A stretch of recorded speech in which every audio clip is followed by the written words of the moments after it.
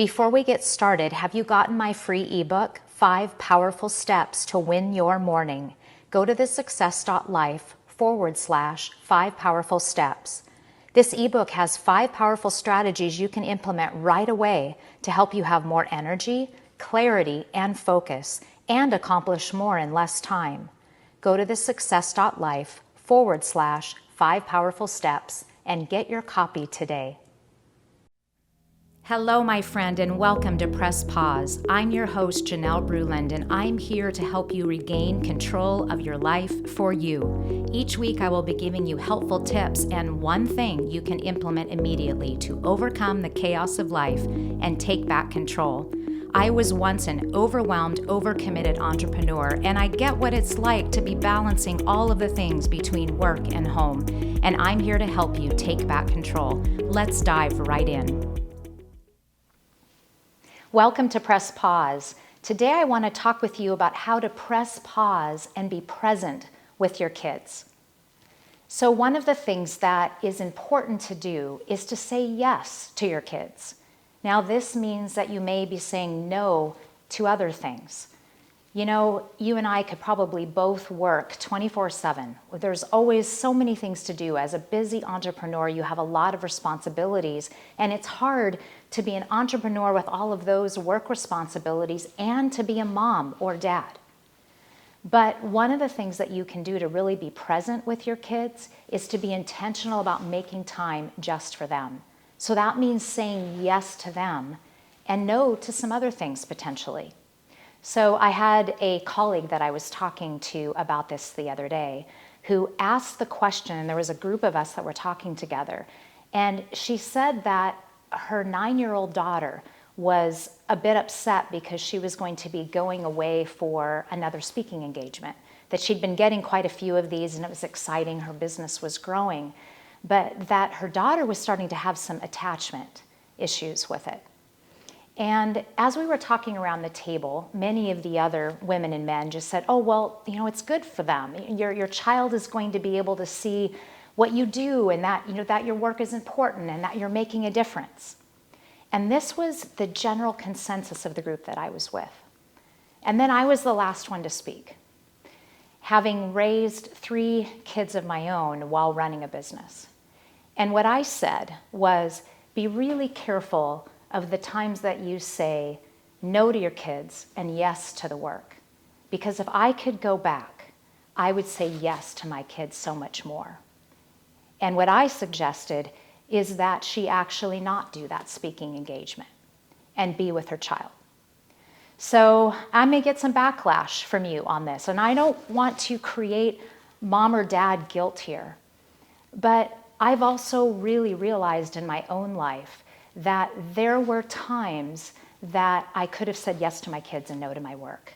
So just look at it, have the conversation, have the think time with yourself on what is most important and how you balance it. Because it's not easy, and I know that. But find ways that you can say yes to your kids. So number 2, create really clear work boundaries. And I know this is hard. I mean, some of the businesses that you run really take a lot of your time and effort. Maybe you're in a startup right now and it just feels like there's a lot of things going on. I have a colleague who's dealing with a major client issue right now, and it's just taking all of their effort and focus. But you can create clear work boundaries because you know what?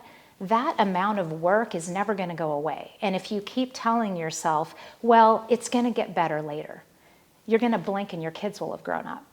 So I challenge you and I encourage you to create those work boundaries now. So what do those look like? Can you say that, okay, 6 o'clock at night at dinner time, my work is done. I'm putting it away for the evening. That is going to be time with my kids.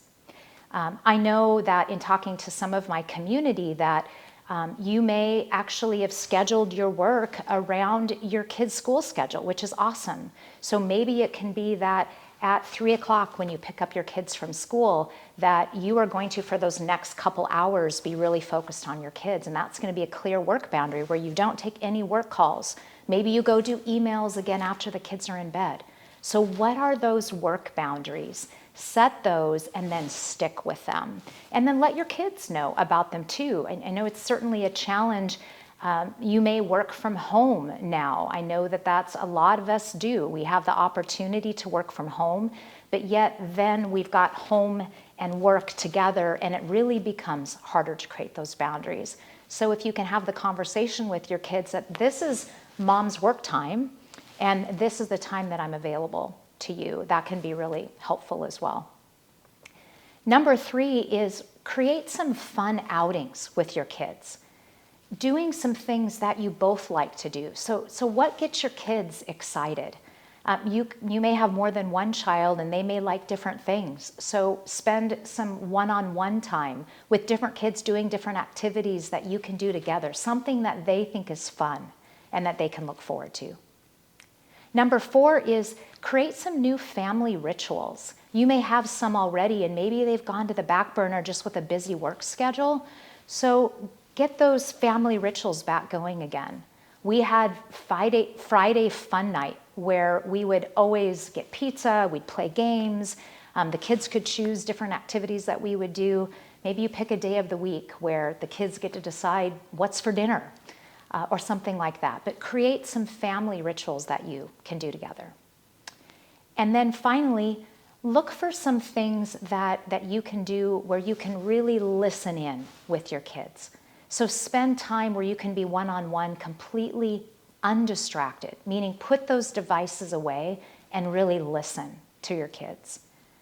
So I want to give you an example from my own life when I was a young entrepreneur and my kids were small, and I just felt like I was running from work to their activities, and I just had so much going on that I didn't feel like I always did a really good job of being present with my kids. And I remember one day that I was sitting with my little one on the couch and I thought that I was being present, but you know what? My mind was still at work. Maybe that's happened to you.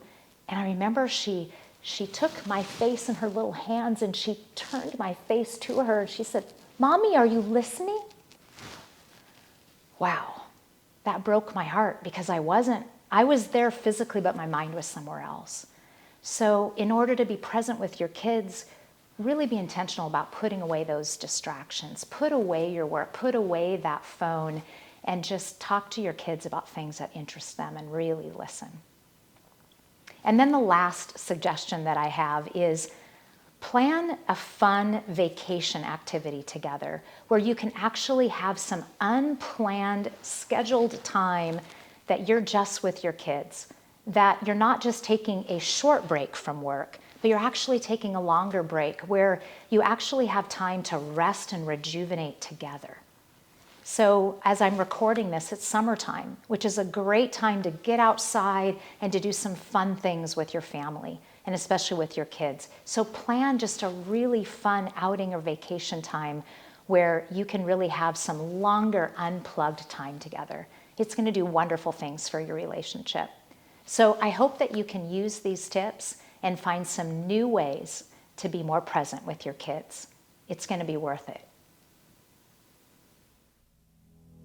Thank you for listening today. Take that one thing you learned and start making it a habit in your life now.